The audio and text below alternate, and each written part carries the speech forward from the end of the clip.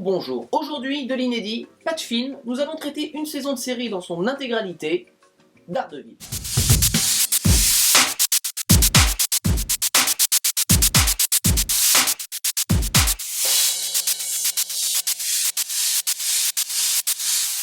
Le bien et le mal.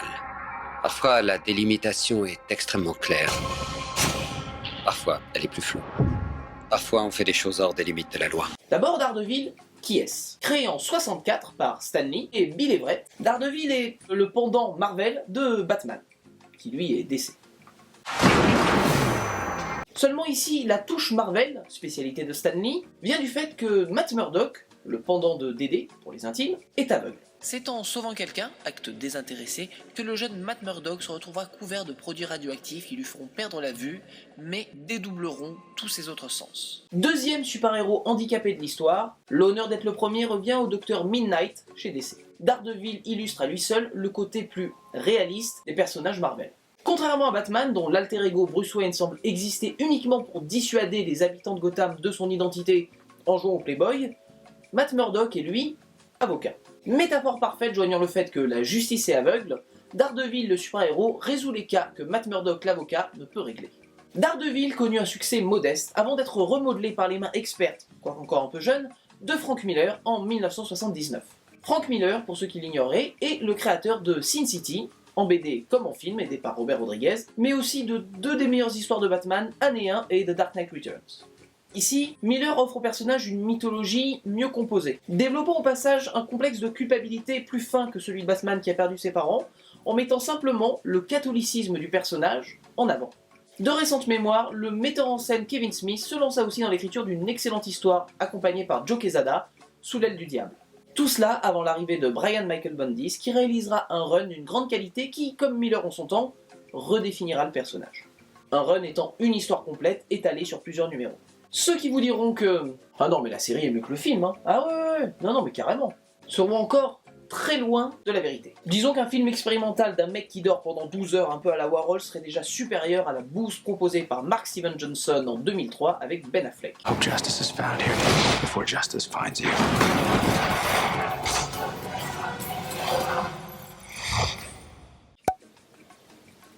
Je sais pas comment on a pu lui confier Ghost Rider aussi à ce mec. Daredevil au cinéma, un échec cuisant. Autant pour le spectateur lambda qui verra un mauvais film, que pour le fan qui verra une atrocité. Depuis, il y a eu le renouveau Marvel, avec l'avancée inexorable de leur empire. Disney! Après une première tentative en demi-teinte, pour ne pas dire loupée, avec Marvel Agents of S.H.I.E.L.D., il s'allie aujourd'hui avec le géant de la vidéo à la demande sur le net, Netflix, maison de House of Cards et Orange is the New Black. Le créateur de l'adaptation télé de Daredevil s'appelle Drew Goddard, aucun rapport avec le nôtre. Pour info, le monsieur fut l'un des scénaristes de Buffy, Angel, Lost, Alias, avant de passer au cinéma pour Cloverfield, World War Z et La cabane dans les bois qu'il réalisera. Un pédigré assez sympathique, vous en conviendrez. Seulement voilà, alors qu'il crée la série en signant les 2 premiers épisodes, le bonhomme s'en va, happé par le chant des sirènes de Sony qui lui propose de rebooter Spider-Man. Encore une fois. On se coup-ci aidé par Marvel, donc peut-être que... Est alors engagé pour gérer le show Steven the Knight, précédemment créateur et showrunner de Spartacus, la série. Et depuis quelques jours seulement, Daredevil est disponible en français ou en version originale sous-titrée sur le site de Netflix. Donc voilà, premièrement, nous sommes face à une nouvelle facette de l'univers Marvel avec son premier héros, Street. T'as vu? Et enfin, nous avons un vrai Daredevil. Rien de kitsch, rien d'hors sujet, juste quelque chose de quasiment réaliste. Je dis ça à l'échelle super-héroïque, bien sûr. Y a pas de tort, quoi. Ici, quand Daredevil se prend des coups dans la gueule, il met plusieurs épisodes à s'en remettre. C'est pas le genre à se prendre 3 immeubles d'affilée dans la tronche et revenir direct à la castagne. Là, ça pique, ça saigne, ça suture. Ok, alors NFS Shimiyono, et vous me faites les gaz du sang aussi. Avantage, inconvénient, il y a beaucoup de bastons dans Daredevil. Bon ok, c'est comme dans la BD, vous me direz. Oui, et bien que j'aime beaucoup les combats à main nue, disons 2, 3, 4 par épisode, je préférerais qu'on nous donne plus d'intrigue, histoire qu'on soit plus investi quand on arrive à ces scènes de castagne, plutôt que juste voir les mecs se mettre sur la gueule. Autre que, ah je vais sauver un tel, je vais sauver bidule. Le paradoxe de cette série est qu'elle développe trop, et pas assez en même temps. Une seule intrigue par saison, pas de problème, seulement elle a intérêt à être palpitante. Et une histoire de mafieux qui essaye plus ou moins d'annexer une partie de la ville, on l'a un peu déjà vu. La série est mixée entre ce qui va donc trop vite, les relations entre les personnages, et ce qui va trop lentement, l'intrigue. Le caïd Wilson Fisk est l'incarnation parfaite de ce problème. Joué et écrit à la quasi-perfection, il semble pourtant y avoir un avant et un après au niveau de sa construction dès qu'un autre personnage intervient. Pas de spoiler. C'est plus logique d'avoir un personnage qui est défini puis qui évolue, plutôt d'avoir un personnage qu'on n'a pas encore eu le temps de comprendre, qui évolue direct, en bien ou en mal. L'autre problème, c'est qu'il n'y a pas assez d'affaires procédurales, pas assez d'affaires d'avocat. L'un des intérêts du personnage tient entre le fin équilibre qu'il maintient entre sa vie d'avocat le jour et celle de super-héros la nuit. C'est pas assez représenté ici. C'est genre 2 jours, il a des informations qui n'ont pas nécessairement de rapport avec son travail d'avocat, qui lui permettent d'évoluer la nuit. Donc un peu, l'alter ego est au service du super-héros. Ce qui est bien, mais peut-être pas suffisant sur une saison. Indépendamment du matériau de base que représente Daredevil, nous restons dans une simple histoire un peu lente avec beaucoup de castagnes. Alors qu'il y aurait matière à beaucoup plus. Bon, c'est pas grave, c'est à ça que servent les autres saisons, vous me direz. Vous avez pas tort. Mais je pense que je reste dans mon droit de spectateur quand je dis que j'en attends plus. Le panorama des séries étant ce qu'il est aujourd'hui, les programmes de 40-50 minutes vont devoir un peu commencer à jouer des coudes pour se faire remarquer.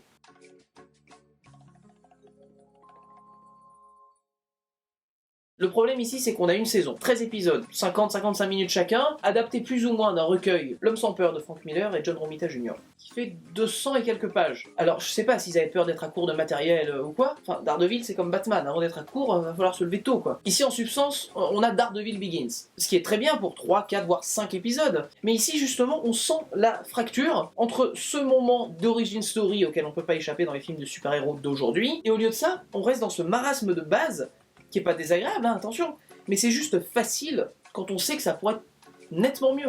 L'acting est impeccable, que ça soit Charlie Cox, rescapé de Boardwalk Empire en Matt Murdock, ou Eldon Hanson dans le rôle de Foggy Nelson, sans oublier bien sûr Vincent D'Onofrio, magistral en caïd, et pour ceux qui se posent la question, oui, c'est le soldat baleine de Full Metal Jacket. À partir de maintenant, tu t'appelles Grosse Baleine. Chef, oui, chef. Tu trouves que je suis mignon, mon petit baleine? Tu trouves que je suis marrant? Chef, non, chef. Alors, tu vas m'effacer ce sourire débectant que t'as sur la figure? Chef, oui, chef. Il a pris du gamme. La réalisation reste simple, sans grande pompe, avec toutefois de temps en temps quelques jolis plans et aussi un plan séquence sur une baston vraiment magistrale. Notons que le générique de la série est magnifique, mais bien pompé sur celui de l'excellente Hannibal. Au bout du compte, Daredevil est une série sympa, bien foutue, elle a le potentiel d'être vraiment géniale sans pour autant y arriver pour le moment, en espérant que son succès poussera les scénaristes à aller de l'avant au lieu de rester dans le même modèle. Verdict.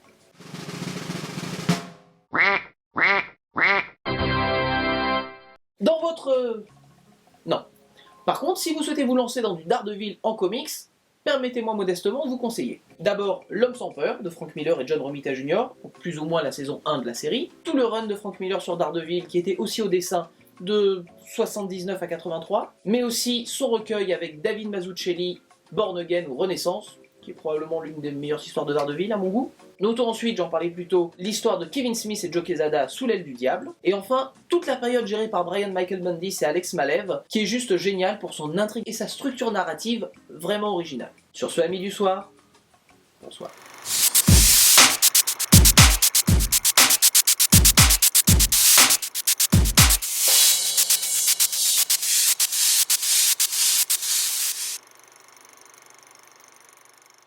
Il faut pas que les... Je suis pas sûr...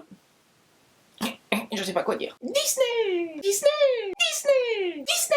Disney! Disney! Disney! J'ai rien oublié? Waouh! Beau gosse!